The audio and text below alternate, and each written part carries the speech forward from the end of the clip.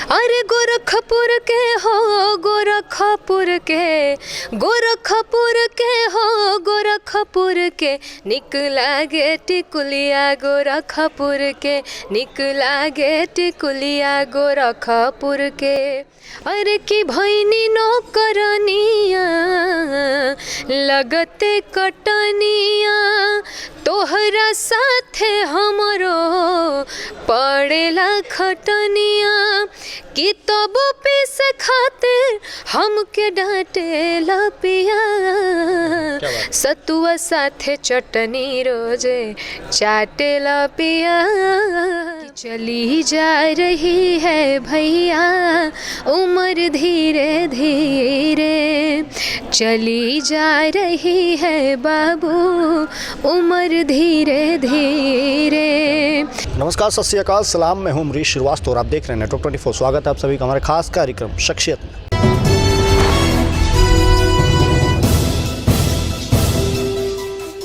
तो जैसा कि आप सभी जानते हैं, शख्सियत में हम आपको उन चेहरों से रूबरू कराते हैं, उन चेहरों से मिलाते हैं जिनका समाज में एक अलग स्थान होता है। तो उसी क्रम में आज हमारे साथ भोजपुरी की लोक गायिका मौजूद है, नाम है गायत्री यादव। तो उनसे हम बात करेंगे और जानेंगे कि आखिर भोजपुरी में इतना कम उम्र में उन्होंने क्या क्या मुकाम पाया है, और भोजपुरी फिल्म इंडस्ट्री के बारे में भी बहुत सारी बातें करेंगे। भोजपुरी जो अक्सर विवादों में रहती है उसके बारे में भी विस्तार से चर्चा करेंगे। गायत्री जी, सबसे पहले नेटवर्क 24 में आपको बहुत बहुत स्वागत है। बहुत बहुत धन्यवाद। नेटवर्क 24 देखने वाले सभी दर्शकों को मेरा दिल से धन्यवाद है। मैं हूँ लोक गायिका गायत्री यादव और मैं गाजीपुर की रहने वाली हूँ, और आज हम लोग आए हुए हैं लखनऊ में बीफा अवार्ड शो में।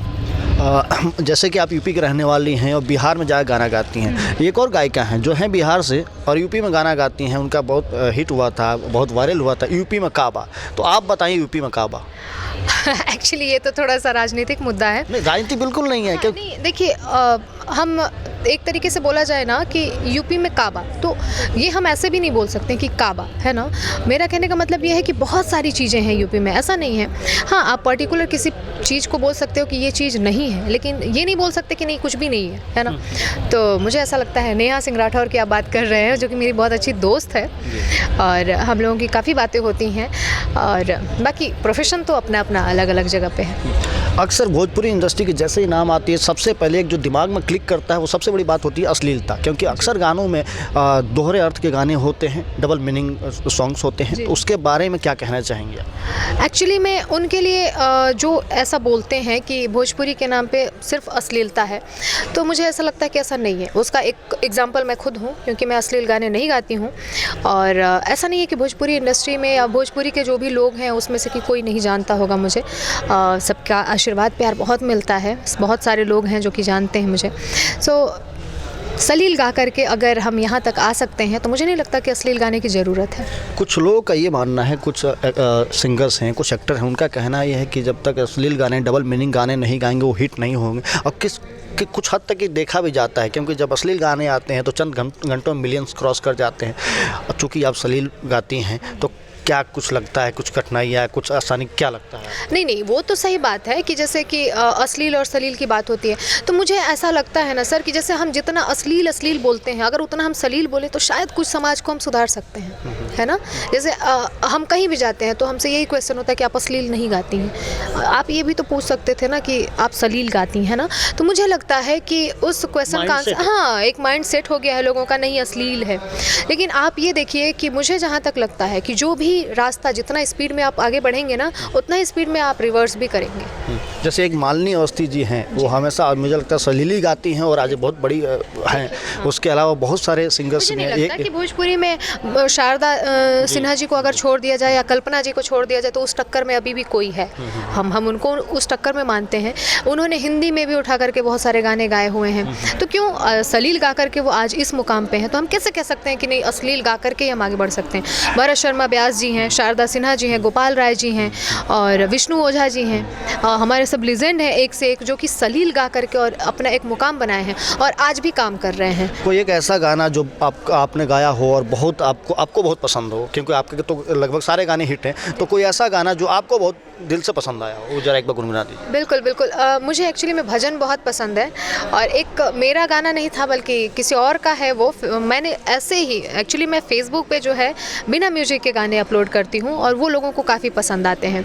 तो एक भजन है कि चली जा रही है भैया उम्र धीरे धीरे, चली जा रही है बाबू उम्र धीरे धीरे, कि पल पल वो आठों प्रहर धीरे धीरे, चली जा रही है भैया उम्र धीरे धीरे। ये गाना मुझे बहुत पसंद है। और बाकी अगर दर्शकों की बात करें तो मेरा एक चैता आया था जो पिछली बार, वो दर्शकों को बहुत ज़्यादा पसंद आया, और उसमें मैंने फिल्मांकन भी मेरे ही ऊपर किया गया है, मैंने ही परफॉर्म किया है उस गाने में। और ज़्यादा करके मैं अपने गानों में मैं खुद ही एक्ट करती हूँ, सो उसमें मेरी खुद की एक्टिंग है। और एक ऐसी औरत की बात है जो कि गाँव की है, और उस गाने में हम लोग ये दिखाए हैं कि गांव में कितनी परेशानियां होती हैं, औरतें कितना कुछ सहती हैं, झेलती हैं, है ना, सब कुछ करते हुए भी कितना कष्ट है गांव में, एक तरीके से काम करने में कितना कष्ट है। तो वो गाना है कि एक वाइफ अपने पति से कहती है कि सारा काम हम अकेले कर रहे हैं, बच्चा संभालना, घर संभालना, खेत खलिहान सब कुछ, आप कुछ नहीं कर रहे हैं, उसकी शिकायत है। तो वो कहती है, अरे कि भैनी नौकरनिया लगते कटनिया, तोहरा साथे हमरो पड़ेला खटनिया, कि तब पीस खातिर हमके डांटेला पिया, सतुआ साथे चटनी रोजे चाटेला पिया, सतुआ साथे चटनी। ये एक दिन में 12 मिलियन गया था मेरे पेज पे, और मुझे नहीं लगता कि इस गाने में कहीं भी अश्लीलता है। ये एक चीज़ जो देखा गया, चैता चूँकि पारंपरिक गीत है हमारे भोजपुरी का, इसके अलावा बिरहा हो गया, बहुत सारे हैं जो विलुप्त होते जा रहे हैं, क्योंकि आज के जो चकाचौंध और डीजे जो सॉन्ग आ गए हैं, बहुत सारे हैं कि हेलो कौन जैसे हो गया, पियोस पहले हमार रहलू, बहुत सारे गाने हैं जो हम नहीं बोला पाएंगे, डबल मीनिंग गाने हैं। तो अगर कॉम्पिटिट करना हो, एक जो चैता हो गया या फिर लोकगीत जो पारंपरिक लोकगीत हैं, और जो आज के सॉन्ग में, तो कौन सबसे बेस्ट लगता है? आप मुझे ये बस बता दीजिए कि जो लोग आज के गाने गा रहे हैं, क्या वो पूर्वी निर्गुण और चैता गा पाएंगे? पहले तो यही बात है ना कि क्या वो गा पाएंगे, उनके वो दम है उनके गले में कि वो उस चीज़ को निभा पाए। सबसे बड़ी बात होती है निभाना, इतना इजी नहीं है। भोजपुरी में ज़्यादा करके पहले पूर्वी वगैरह आदमी लोग ही गाते थे। आप जैसे बताइए, अपना नाम गायत्री यादव है, तो आप ही के यदुवंशी खानदान से एक लोग आते थे, बलेश्वर यादव, जो अपना वो तान लेते थे, जो उनकी वोकल कॉर्ड थी, वो हमें नहीं लगता है कोई मैनेज कर पाएगा और कर पाएगा। तो उनके बारे में ज़रा दो शब्द बताइए। जी बिल्कुल, वो आजमगढ़ के थे, और हाँ उनका एक एक्चुअली उनके गाना तो मुझे नहीं याद है, लेकिन ये मैं इतना ये जरा एक बार जी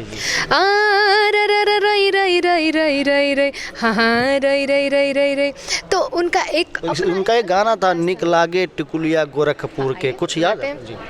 अरे गोरखपुर के हो, गोरखपुर के, गोरखपुर के हो, गोरखपुर के, निक लागे टिकुलिया गोरखपुर के, निक लागे टिकुलिया गोरखपुर के। तो ये चीज़ वो है ना, जब आप कभी सुकून से बैठिए और इसको सुनिए तो दिल को एक तसल्ली मिलती है, एक सुकून मिलता है। और जहाँ तक बात है डीजे सॉन्ग्स की, तो मैं बहुत कम, आज के ज़माने के मैं बहुत कम गाने गाती हूँ। मैं कोशिश करती हूँ कि मैं उन चीज़ों को, उस धरोहर को मैं सजा के रखूँ जो कि हमारे पूर्वजों ने दे के हमको गया है, जो लोग दिए हैं हमको। जैसे कि कजरी हो गया, हर साल कुछ आए, चाहे बोलबम का गाना मेरा आए चाहे ना आए, लेकिन कजरी मेरा ज़रूर आता है, क्योंकि दोनों एक टाइम पे पड़ता है। तो बोलबम आए चाहे नहीं आए, लेकिन कजरी ज़रूर आता है, और हम बहुत अच्छे से उसको फिल्माते हैं, ढूंढ करके गीतों को लाते हैं। पूर्वी निर्गुण हुआ और ठुमरी हुआ, मतलब वो सारी चीज़ें जो आजकल की जनरेशन के सिंगर्स को पता भी नहीं है कि अच्छा पूर्वी भी होता है, अच्छा निर्गुण भी होता है। बहुत सारे ऐसे लोग हैं जिनको नहीं मालूम है। तो हम ये कोशिश कर रहे हैं कि नई चीज़ें तो चल ही रही हैं, नए गाने तो हम भी गा रहे हैं, लेकिन उसके साथ साथ हम थोड़ा सा पुरानी चीज़ों को भी एक साथ ले करके चलें, ताकि एक बैलेंस बना रहे। भोजपुरी इंडस्ट्री की बात पूरी नहीं करेंगे, गानों की बात करते हैं, गायकों की बात करते हैं तो दो तरफ दिखता है। एक तरफ नेहा सिंह राठौर हो गई, आप जैसे लोग हो गए, मैथिली हो गई जो वहाँ से गाती हैं, और एक तरफ दूसरे पवन सिंह खेसारी या कल्लू। एक तरफ कुछ सलील में गाते हैं, अश्लील में गाते हैं, प्यार दोनों को मिलता है। कौन सबसे ज़्यादा, किसको सबसे ज़्यादा प्यार मिलता है? नहीं, वो तो पब्लिक पे डिपेंड करता है ना। आपको क्या लगता है? नहीं, मुझे ये लगता है, देखिए, अगर सलीलता और अश्लीलता की बात की जाए तो मैं बिल्कुल मान रही हूँ कि ये लोग अश्लील भी गा रहे हैं और सलील भी गा रहे हैं, दोनों चीज़ें इन लोगों की मिक्सअप है, लेकिन उनका और हमारा कोई बराबरी नहीं है। वो अपना अलग चल रहे हैं, हम अपने अलग ट्रैक पे चल रहे हैं। आपसे एक चीज़ पूछेंगे, अभी कुछ दिन पहले भोजपुरी के 2 स्टार पवन सिंह खेसारी लाल यादव आपस में लड़ गए थे। एक ने बोला कि हमने लकीर खींच दिया है, तो दूसरे ने कहा कितना बड़ा खींचे हो, कितने 100 साल के हो, 150 साल के हो, और दोनों अश्लीलता के समंदर से ही निकलते हैं। दोनों अश्लीलता गाते हैं, दोनों के शब्दों में दो तरफा, दो भाषी गाने होते हैं, दो अर्थी गाने होते हैं। क्या लगता है ये इनके जो बलेश्वर यादव जिसके से बात हुई थी, भिखारी ठाकुर साहब की बात हो गई, और भी बहुत सारे जो सलील गाने गाते हैं, क्या ये उनसे ये खुद को बड़ा मानते हैं या क्या कहीं ना कहीं अपमान कर रहे हैं? एक क्वेश्चन हम आपसे पूछेंगे इस चीज़ पे कि आप बताइए कि क्या बालेश्वर जी या भिखारी ठाकुर जी के टाइम में अश्लील गाने वाले नहीं रहे होंगे ना? लेकिन लोग उन्हें पसंद करते थे। वही बात है कि आज किसको लोग पसंद कर रहे हैं। ऐसा नहीं है भरत शर्मा के टाइम में या विष्णु ओझा जी के टाइम में लोग नहीं रहे होंगे अश्लील गाने वाले, आज वो कहाँ हैं? 2 चेहरे थे, गुड्डू रंगीला, राजस्थान रसिया, दोनों गायक। आप देखिए आज वो कहाँ हैं और ये कहाँ हैं। आज अगर कहीं पे भी सम्मान के साथ हम नाम लेते हैं तो सलील गाने वाले का लेते हैं, ना कि अश्लील गाने वाले का, है ना। तो वही चीज़ है कि कुछ टाइम के बाद धीरे धीरे लोग चले जाएंगे, जो भी, हम किसी का नाम नहीं ले रहे हैं, जो भी अश्लील गा रहे हैं उनका धीरे धीरे करके विलुप्त हो जाना है। जो सलील वाले हैं वो हमेशा वही रहेंगे। आप देखिए ना, भिखारी ठाकुर जी के टाइम से आप देखिए, ऐसा बिल्कुल नहीं है कि उनके टाइम पे कोई अश्लील नहीं गाता होगा, ज़रूर। अगर ये चीज़ें चल रही हैं तो शुरू से ही, पहले से ही चल रही हैं, थोड़ा कम थोड़ा ज़्यादा इस चीज़ को हम मान सकते हैं, लेकिन चल तो तभी से रही हैं, ऐसा तो नहीं है। और देखिए आज हम किसको, बालेश्वर जी को आज हम अगर याद कर रहे हैं तो क्यों याद करें? क्योंकि उन्होंने अच्छी चीज़ें दी, और अच्छी स्मृति को ही लोग याद रखते हैं, गंदी स्मृति को कोई याद नहीं करना चाहता है ना। जाते जाते एक कोई गाना हो जाए जो आपका बहुत हिट रहा हो, आपको बहुत पसंद। बिल्कुल बिल्कुल।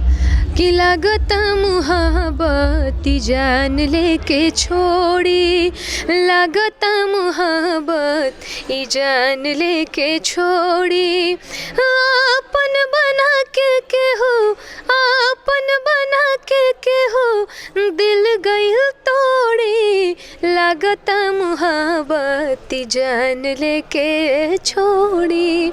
ये बहुत ही मेरा पसंदीदा गीत है, ये जो मैंने गाया। गायत्री, नेटवर्क 24 को इसके माध्यम से आप भोजपुरी सुनने वाले, देखने वाले, समझने वालों को क्या संदेश देना चाहिए? बिल्कुल, मैं यही कहूँगी कि आप लोग सलीलता का साथ दें, सलील चीज़ों को सुने और सलील चीज़ों को परखें, जानें, और अपना प्यार आशीर्वाद, जैसे अगर आप मुझे जानते हैं या आप नेटवर्क 24 को अगर जानते हैं तो हम दोनों को प्यार आशीर्वाद एकदम बढ़ा चढ़ा के दें, ताकि अच्छी चीज़ों को हम लोग मार्केट में ला सकें। नेटवर्क 24 को समय देने के लिए बहुत बहुत शुक्रिया। थैंक यू, नमस्कार। तो आप थी गायत्री यादव जी, जो अश्लीलता से काफ़ी हट के सलील गानों को प्रेफर करती हैं, गाती हैं। एक तरफ से ये कॉम्पिटिट कर रही हैं, एक तरफ से जहाँ अश्लीलता के बहुत सारे अश्लीलता गाने गा के स्टार बन गए, मिलियंस व्यू ले लिए, तो एक तरफ से दूसरे किनारे पर खड़ी हैं और लगातार संघर्ष कर रही हैं। ऐसी तमाम खबरें आप तक हम लाते रहेंगे। अपना प्यार और आशीर्वाद देने के लिए हमारे चैनल को सब्सक्राइब करें, और देश दुनिया प्रदेश की सारी खबरें पढ़ने के लिए लॉगिन करें हमारा वेब पोर्टल www.network24news.com या फिर www.network24news.in।